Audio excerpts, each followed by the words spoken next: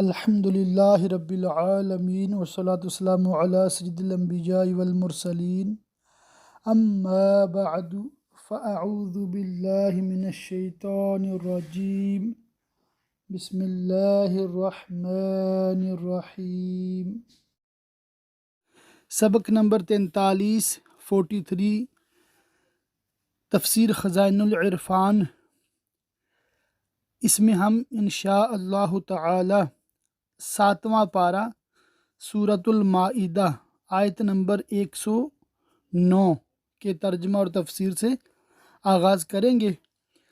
انتہائی توجہ کے ساتھ سماعت کریں، خوب سمجھیں اور پھر PDF کو ہندی میں اردو میں پڑھ کے سمجھ کے اس کا خلاصہ لکھیں۔ لکھ کر بھیجنا ہے تو 3-4 لائنوں میں مین پوائنٹس لکھ کر بھیج دیں۔ آڈیو میں بھیجنا ہے تو 1-2 منٹ میں آڈیو میں بتا دیں کیا آپ نے سیکھا، کیا آپ نے سمجھا۔ اور اگر سارا ہی PDF اپنی آواز میں ریکارڈ کر کے پڑھ کے مجھے بھیجیں تو وہ سب سے اچھا ہے، سب سے بہتر ہے، جیسے آپ کے لیے آسانی ہے، جیسے آپ کو اچھا لگتا ہے اور جیسے آپ زیادہ سمجھیں وہی طریقہ آپ اختیار کر سکتے ہیں۔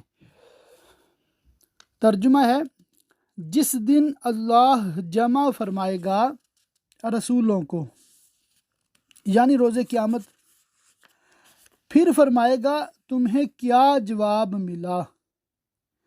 یعنی جب تم نے اپنی امتوں کو ایمان کی دعوت دی تو انہوں نے تمہیں کیا جواب دیا۔ اس سوال میں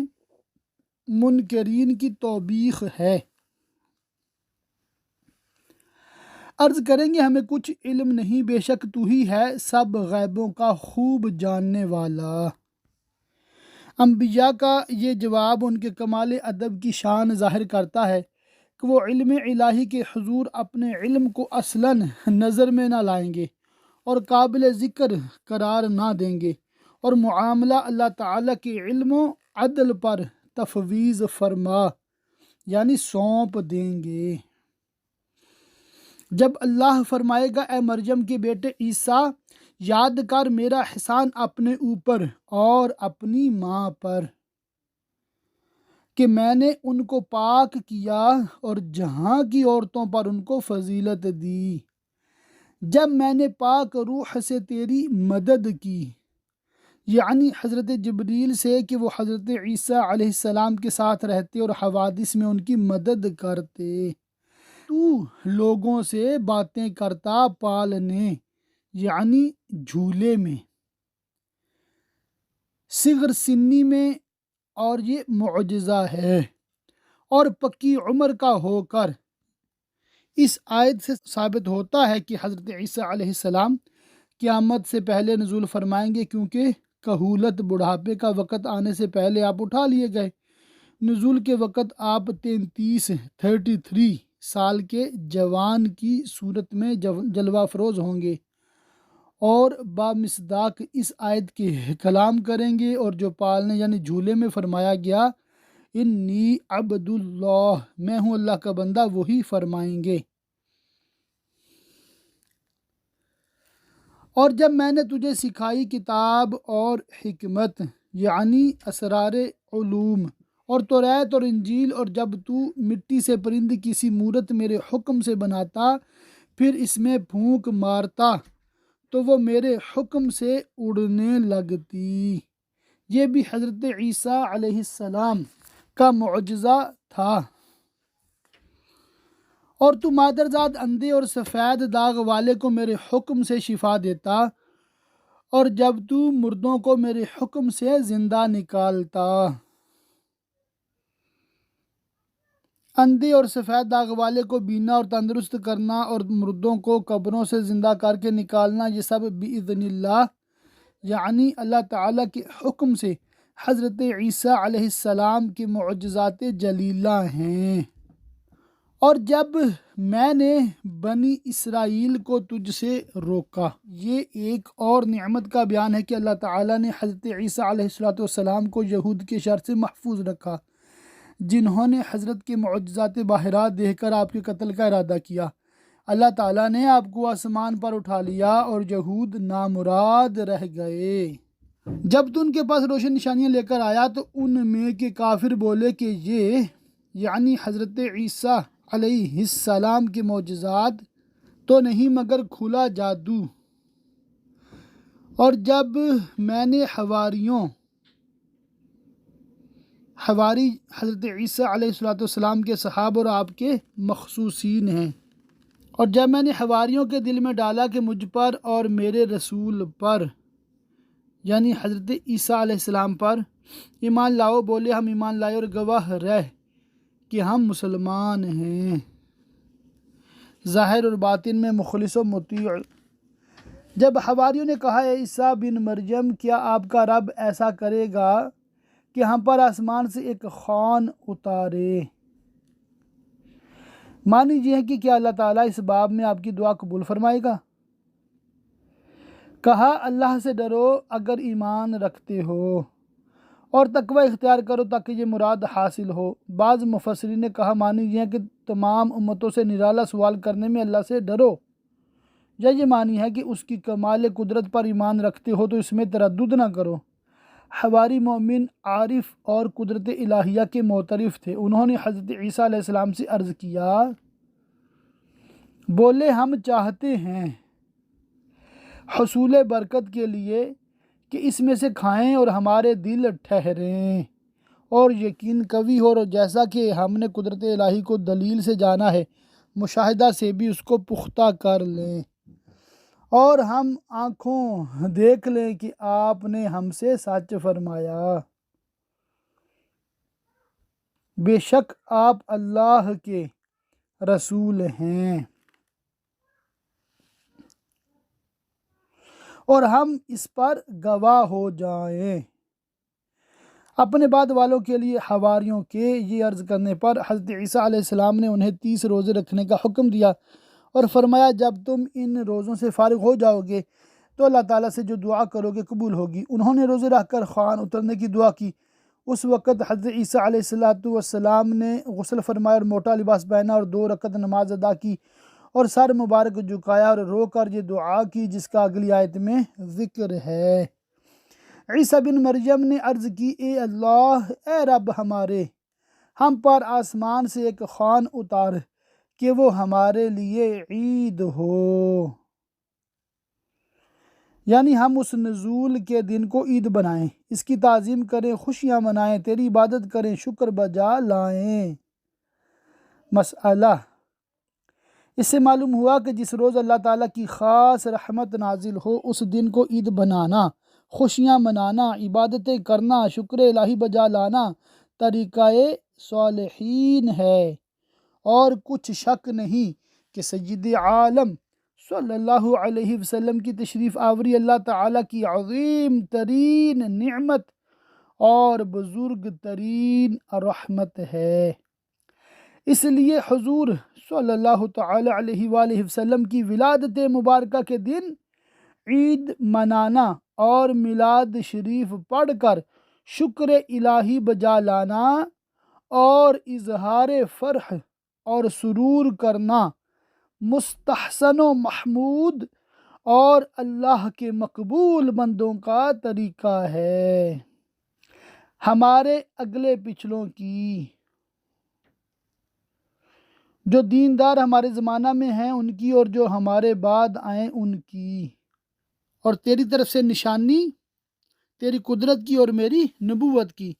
اور ہمیں رزق دے اور تو سب سے بہتر روزی دینے والا ہے۔ اللہ نے فرمایا کہ میں اسے تم پر اتارتا ہوں، پھر اب جو تم میں کفر کرے گا یعنی خوان نازل ہونے کے بعد تو بے شک میں اسے وہ عذاب دوں گا کہ سارے جہان میں کسی پر نہ کروں گا۔ چنانچہ آسمان سے خوان نازل ہوا، اس کے بعد جنہوں نے ان میں سے کفر کیا وہ صورت مسخ کر کے خنزیر بنا دیے گئے اور 3 روز میں سب ہلاک ہو گئے۔ اور جب اللہ فرمائے گا روز قیامت عیسائیوں کی توبیخ کے لیے، اے مریم کے بیٹے عیسیٰ، کیا تو نے لوگوں سے کہہ دیا تھا کہ مجھے اور میری ماں کو 2 خدا بنا لو اللہ کے سوا؟ اس خطاب کو سن کر حضرت عیسیٰ علیہ السلام کانپ جائیں گے اور عرض کرے گا، پاکی ہے تجھے۔ جملہ نقائص و عیوب سے اور اس سے کہ کوئی تیرا شریک ہو سکے۔ مجھے روا نہیں کہ وہ بات کہوں جو مجھے نہیں پہنچتی، یعنی جب کوئی تیرا شریک نہیں ہو سکتا تو میں یہ لوگوں سے کیسے کہہ سکتا تھا؟ اگر میں نے ایسا کہا ہو تو ضرور تجھے معلوم ہوگا۔ تو جانتا ہے جو میرے جی میں ہے اور میں نہیں جانتا جو تیرے علم میں ہے۔ بے شک تو ہی ہے سب غیبوں کا خوب جاننے والا۔ علم کو اللہ تعالیٰ کی طرف نسبت کرنا اور معاملہ اس کو تفویض کر دینا اور عظمت الہی کے سامنے اپنی مسکینی کا اظہار کرنا، یہ حضرت عیسیٰ علیہ السلام کی شان ادب ہے۔ میں نے تو ان سے نہ کہا مگر وہی جو مجھے تو نے حکم دیا تھا کہ اللہ کو پوجو، جو میرا بھی رب اور تمہارا بھی رب، اور میں ان پر مطلع تھا جب تک میں ان میں رہا، پھر جب تو نے مجھے اٹھا لیا۔ توفیتنی کے لفظ سے حضرت عیسیٰ علیہ السلام کی موت پر دلیل لانا صحیح نہیں، کیونکہ اول تو لفظ توفیٰ موت کے لیے خاص نہیں، کسی شے کے پورے طور پر لینے کو کہتے ہیں، خواہ وہ بغیر موت کی ہو، جیسا کہ قرآن کریم میں ارشاد ہوا اللہ یتوفی الانفس حین موتها واللتی لم تمت فی منامها، اللہ جانوں کو وفات دیتا ہے ان کی موت کے وقت، اور جو نہ مرے انہیں ان کے سوئے میں۔ دوم، جب یہ سوال و جواب روز قیامت کا ہے تو اگر لفظ توفیٰ موت کے معنی میں بھی فرض کر لیا جائے، جب بھی حضرت عیسیٰ علیہ السلام کی موت قبل نزول اس سے ثابت نہ ہو سکے گی، تو تو ہی ان پر نگاہ رکھتا تھا اور ہر چیز تیرے سامنے حاضر ہے، اور میرا ان کا کسی کا حال تجھ سے پوشیدہ نہیں۔ اگر تو انہیں عذاب کرے تو وہ تیرے بندے ہیں، اور اگر تو انہیں بخش دے تو بے شک تو ہی ہے غالب حکمت والا۔ حضرت عیسیٰ علیہ السلام کو معلوم ہے کہ قوم میں بعض لوگ کفر پر مصر رہے، بعض شرف ایمان سے مشرف ہوئے، اس لیے آپ کی بارگاہ الہی میں یہ عرض ہے کہ ان میں سے جو کفر پر قائم رہے ان پر تو عذاب فرمائے تو بالکل حق و بجا اور عدل و انصاف ہے، کیونکہ انہوں نے حجت تمام ہونے کے بعد کفر اختیار کیا، اور جو ایمان لائے انہیں تو بخشے تو تیرا فضل و کرم ہے اور تیرا ہر کام حکمت ہے۔ اللہ نے فرمایا کہ یہ روز قیامت ہے، وہ دن جس میں سچوں کو، جو دنیا میں سچائی پر رہے جیسے کہ حضرت عیسیٰ علیہ السلام، ان کا سچ کام آئے گا، ان کے لیے باغ ہیں جن کے نیچے نہریں رواں، ہمیشہ ہمیشہ ان میں رہیں گے، اللہ ان سے راضی اور وہ اللہ سے راضی، یہ ہے بڑی کامیابی۔ اللہ ہی کے لیے ہے آسمانوں اور زمین اور جو کچھ ان میں ہے سب کی سلطنت، اور وہ ہر چیز پر قادر ہے، صادق کو ثواب دینے پر بھی اور کاذب کو عذاب فرمانے پر بھی۔ مسئلہ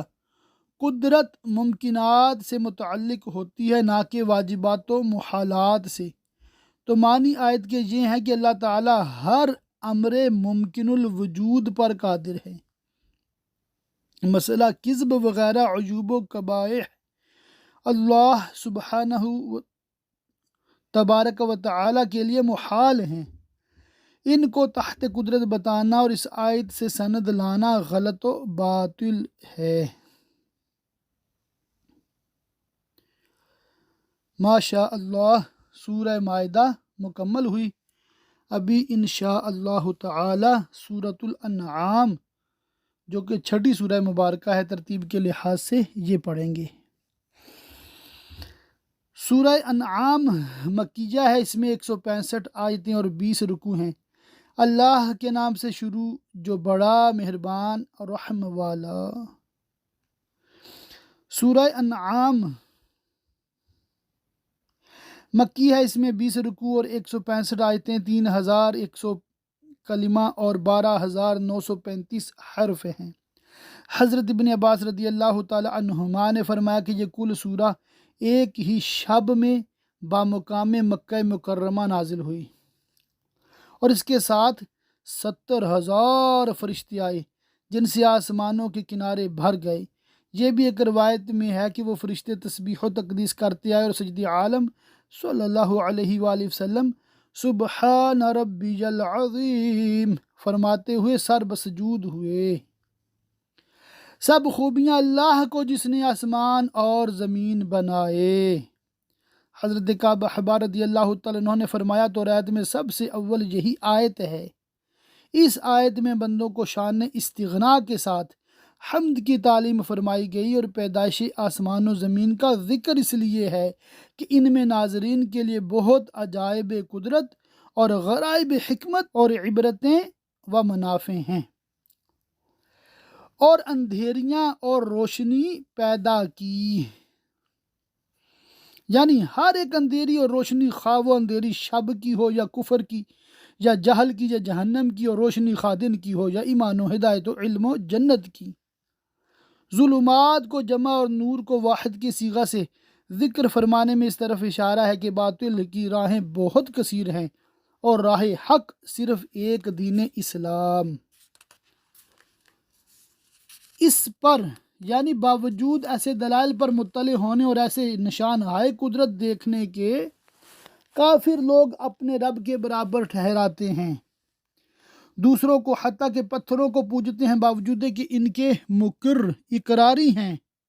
کہ آسمانوں اور زمین کا پیدا کرنے والا اللہ ہے، وہی ہے جس نے تمہیں یعنی تمہاری اصل یعنی حضرت آدم کو جن کی نسل سے تم پیدا ہوئے۔ فائدہ اس میں مشرکین کا رد ہے جو کہتے تھے کہ ہم جب گل کر مٹی ہو جائیں گے پھر کیسے زندہ کیے جائیں گے۔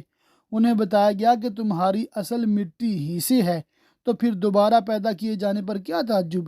جس قادر نے پہلے پیدا کیا اس کی قدرت سے بعد موت زندہ فرمانے کو بعید جاننا نادانی ہے۔ وہی ہے جس نے تمہیں مٹی سے پیدا کیا، پھر ایک میعاد کا حکم رکھا جس کے پورا ہو جانے پر تم مر جاؤ گے، اور ایک مقررہ وعدہ اس کے یہاں ہے مرنے کے بعد اٹھانے کا، پھر تم لوگ شک کرتے ہو۔ اور وہی اللہ ہے آسمانوں کا اور زمین کا، اس کا کوئی شریک نہیں، اسے تمہارا چھپا اور ظاہر سب معلوم ہے، اور تمہارے کام جانتا ہے، اور ان کے پاس کوئی بھی نشانی ان کے رب کی نشانیوں سے نہیں آتی مگر اس سے منہ پھیر لیتے ہیں، تو بے شک انہوں نے حق کو جھٹلایا۔ یہاں حق سے یا قرآن مجید کی آیات مراد ہیں، یہ سید عالم صلی اللہ علیہ وسلم اور آپ کی معجزات۔ جب ان کے پاس آیا تو اب انہیں خبر ہوا چاہتی ہے اس چیز کی جس پر ہنس رہے تھے کہ وہ کیسی عظمت والی اور اس کی ہنسی بنانے کا انجام کیسا وبال و عذاب۔ کیا انہوں نے نہ دیکھا کہ ہم نے ان سے پہلے پچھلی امتوں میں سے کتنی سنگتیں قومیں کھپا دیں، انہیں ہم نے زمین میں وہ جماؤ دیا، قوت و مال اور دنیا کے کثیر سامان دے کر جو تم کو نہ دیا، اور ان پر موسلا دھار پانی بھیجا جس سے کھیتیاں شاداب ہوئیں اور ان کے نیچے نہریں بہائیں، جس سے باغ پرورش پائے اور دنیا کی زندگانی کے لیے عیش و راحت کے اسباب باہم پہنچے، تو انہیں ہم نے ان کے گناہوں کے سبب ہلاک کیا کہ انہوں نے انبیاء کی تکذیب کی اور ان کا یہ سر و سامان انہیں ہلاک سے نہ بچا سکا، اور ان کے بعد اور سنگت اٹھائی اور دوسرے قرن یعنی زمانے والوں کو ان کا جانشین کیا۔ مدعا یہ ہے کہ گزری ہوئی امتوں کے حال سے عبرت و نصیحت حاصل کرنا چاہیے کہ وہ لوگ باوجود قدرت و دولت و کثرت مال و عیال کے کفر و طغیان کی وجہ سے ہلاک کر دیے گئے، تو چاہیے کہ ان کے حال سے عبرت حاصل کر کے خواب غفلت سے بیدار ہوں۔ اور اگر ہم تم پر کاغذ میں کچھ لکھا ہوا اتارتے۔ شان نزول، یہ آیت نضر بن حارث اور عبداللہ بن امیہ اور نوفل بن خویلد کے حق میں نازل ہوئی، جنہوں نے کہا تھا کہ محمد صلی اللہ علیہ وسلم پر ہم ہرگز ایمان نہ لائیں گے جب تک تم ہمارے پاس اللہ کی طرف سے کتاب نہ لاؤ جس کے ساتھ 4 فرشتے ہوں، وہ گواہی دیں کہ یہ اللہ کی کتاب ہے اور تم اس کے رسول ہو۔ اس پر یہ آیت کریمہ نازل ہوئی اور بتایا گیا کہ یہ سب حیلے بہانے ہیں۔ اگر کاغذ پر لکھی ہوئی کتاب اتار دی جاتی اور وہ اسے اپنے ہاتھوں سے چھو کر اور ٹٹول کر دیکھ بھی لیتے اور یہ کہنے کا موقع بھی نہ ہوتا کہ نظر بندی کر دی گئی تھی، کتاب اترتی نظر آئی، تھا کچھ بھی نہیں، تو بھی یہ بدنصیب ایمان لانے والے نہ تھے۔ اس کو جادو بتاتے اور جس طرح شق القمر کو جادو بتایا اور اس معجزہ کو دیکھ کر ایمان نہ لائے، اس طرح اس پر بھی ایمان نہ لاتے ہیں، کیونکہ جو لوگ عناداً انکار کرتے ہیں وہ آیات و معجزات سے منتفع نہیں ہو سکتے کہ وہ اسے اپنے ہاتھوں سے چھوتے، جب بھی کافر کہتے کہ یہ نہیں مگر کھلا جادو، اور بولے مشرکین ان پر یعنی سید عالم صلی اللہ علیہ وسلم پر کوئی فرشتہ کیوں نہ اتارا گیا، اور اگر ہم فرشتہ اتارتے اور پھر بھی یہ ایمان نہ لاتے تو کام تمام ہو گیا ہوتا، یعنی عذاب واجب ہو جاتا۔ اور یہ سنت الہیہ ہے کہ جب کفار کوئی نشانی طلب کریں اور اس کے بعد بھی ایمان نہ لائیں تو عذاب واجب ہو جاتا ہے اور وہ ہلاک کر دیے جاتے ہیں، پھر انہیں مہلت نہ دی جاتی، ایک لمحہ کی بھی، اور عذاب مؤخر نہ کیا جاتا، تو فرشتہ کا اتارنا جس کو وہ طلب کرتے ہیں انہیں کیا نافع ہوتا، یعنی اس کو کیا نفع دیتا۔ اور اگر ہم نبی کو فرشتہ کرتے، یہ ان کفار کا جواب ہے جو نبی علیہ السلام کو کہا کرتے تھے یہ ہماری طرح بشر ہیں، اور اسی خبط یعنی جنون میں وہ ایمان سے محروم رہتے تھے۔ انہیں یعنی ان کو انسانوں میں سے رسول مبعوث فرمانے کی حکمت بتائی جاتی ہے کہ ان کے منتفع ہونے اور تعلیم نبی سے فیض اٹھانے کی یہی صورت ہے کہ نبی صورت بشری میں جلوہ گر ہو، کیونکہ فرشتہ کو اس کی اصلی صورت میں دیکھنے کی تو یہ لوگ تاب نہ لا سکتے، دیکھتے ہی ہیبت سے بے ہوش ہو جاتے یا مر جاتے، اس لیے اگر بالفرض رسول فرشتہ ہی بنایا جاتا، جب بھی اسے مرد ہی بناتے اور صورت انسانی ہی میں بھیجتے تاکہ یہ لوگ اس کو دیکھ سکیں، اس کا کلام سن سکیں، اس سے دین کے احکام معلوم کر سکیں، لیکن اگر فرشتہ صورت بشری میں آتا تو انہیں پھر وہی کہنے کا موقع رہتا کہ یہ بشر ہے، تو فرشتہ کو نبی بنانے کا کیا فائدہ ہوتا، اور ان پر وہی شبہ رکھتے جس میں اب پڑے ہیں۔ اور ضرور ہے محبوب تم سے پہلے رسولوں کے ساتھ بھی ٹھٹا کیا گیا، تو وہ جو ان سے ہنستے تھے ان کی ہنسی انہی کو لے بیٹھی۔ وہ مبتلا عذاب ہوئے، اس میں نبی کریم صلی اللہ علیہ وسلم کی تسلی و تسکین خاطر ہے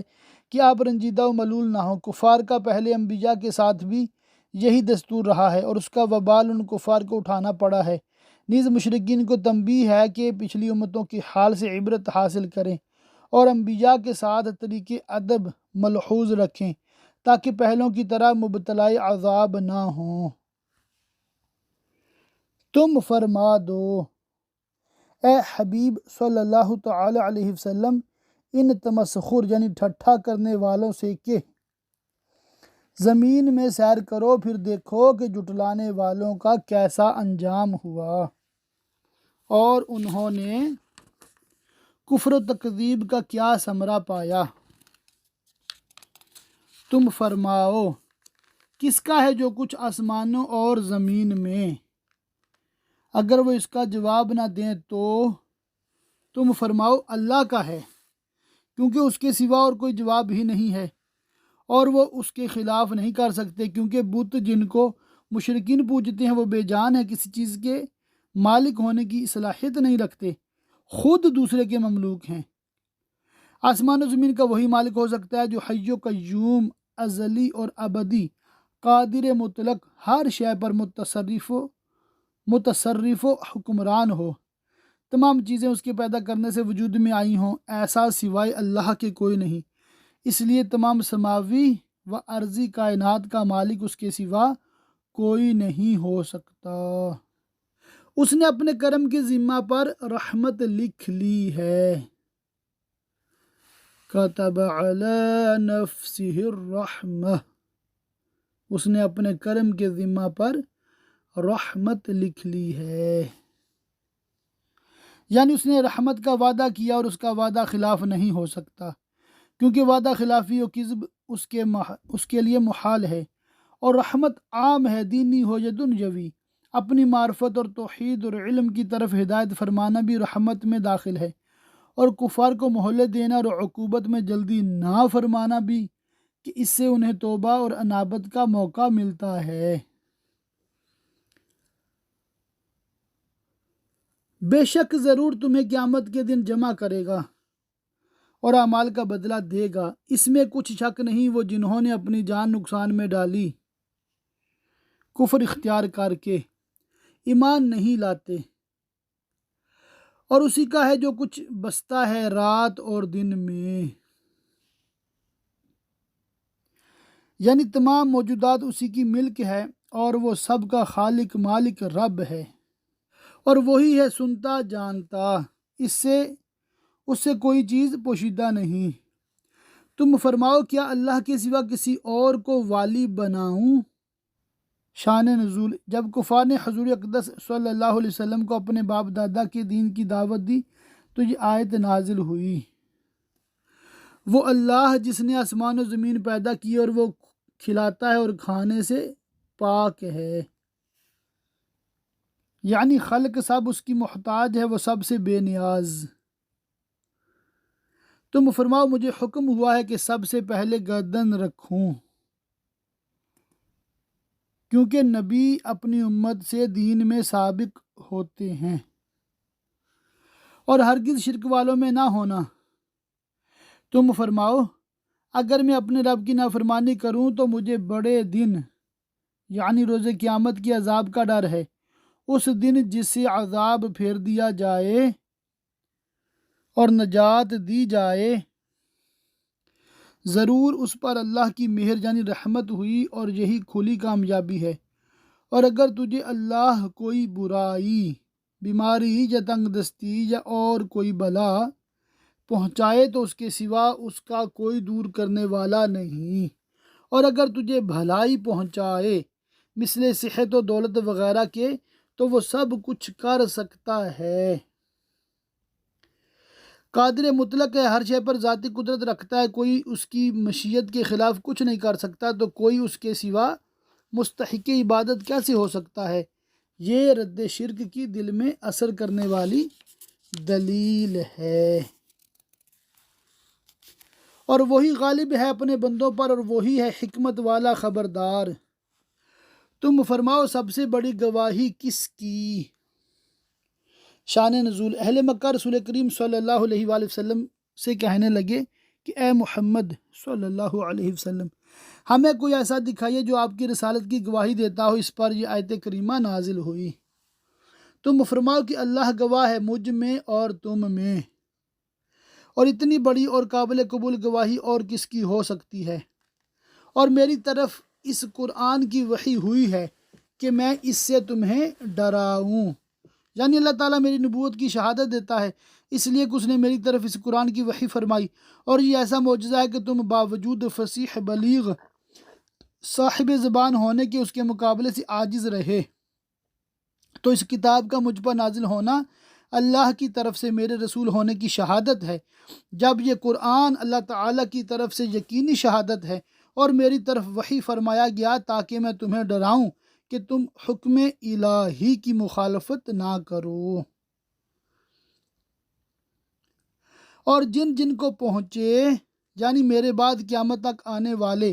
جنہیں یہ قرآن پاک پہنچے، خواہ وہ انسان ہو یا جن، ان سب کو میں حکم الہی کی مخالفت سے ڈراؤں۔ حدیث شریف میں ہے کہ جس شخص کو قرآن پاک پہنچا گویا کہ اس نے نبی صلی اللہ علیہ وآلہ وسلم کو دیکھا اور آپ کا کلام مبارک سنا۔ حضرت انس بن مالک رضی اللہ عنہ نے فرمایا کہ جب یہ آیت نازل ہوئی تو رسول کریم صلی اللہ علیہ وآلہ وسلم نے کسریٰ و قیصر وغیرہ سلاطین کو دعوت اسلام کے مکتوب بھیجے۔ اس کی تفسیر میں ایک قول یہ بھی ہے، من بالغہ میں من مرفوع المحل ہے، اور معنی یہ ہیں کہ اس قرآن سے میں تم کو ڈراؤں اور وہ ڈرائیں جنہیں یہ قرآن پہنچے،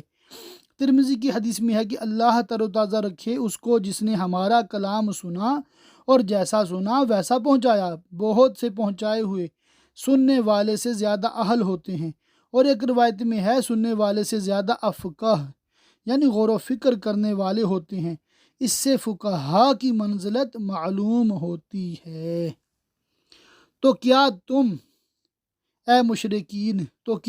یہ گواہی دیتے ہو کہ اللہ کے ساتھ اور خدا ہیں؟ تم فرماؤ اے حبیب اکرم صلی اللہ علیہ وآلہ وسلم کہ میں یہ گواہی نہیں دیتا جو گواہی تم دیتے ہو، اور اللہ کے ساتھ دوسرے معبود ٹھہراتے ہو۔ تم فرماؤ کہ وہ تو ایک ہی معبود ہے، اس کا کوئی شریک نہیں، اور میں بیزار ہوں ان سے جن کو تم شریک ٹھہراتے ہو۔ مسئلہ اس آیت سے ثابت ہوا کہ جو شخص اسلام لائے اس کو چاہیے کہ توحید و رسالت کی شہادت کے ساتھ اسلام کے ہر مخالف عقیدہ و دین سے بیزاری کا اظہار کرے۔ جن کو ہم نے کتاب دی یعنی علماء یہود و نصارہ جنہوں نے توریت و انجیل پائی، اس نبی کو پہچانتے ہیں آپ کی حلیہ شریف اور آپ کے نعت و صفت سے جو ان کتابوں میں مذکور ہے، جیسا اپنے بیٹوں کو پہچانتے ہیں، یعنی بغیر کسی شک و شبہ کے۔ جنہوں نے اپنی جان نقصان میں ڈالی وہ ایمان نہیں لاتے۔ اللہ کے فضل سے سورہ انعام کی آیت نمبر 20 یہاں پر مکمل ہوئی۔ اللہ تعالی ہمیں علم دین سیکھنے، عمل کرنے، دوسروں تک پہنچانے کی توفیق عطا فرمائے۔ آمین بجاہ النبی الامین صلی اللہ تعالی علیہ وآلہ وصحبہ وبارک وسلم۔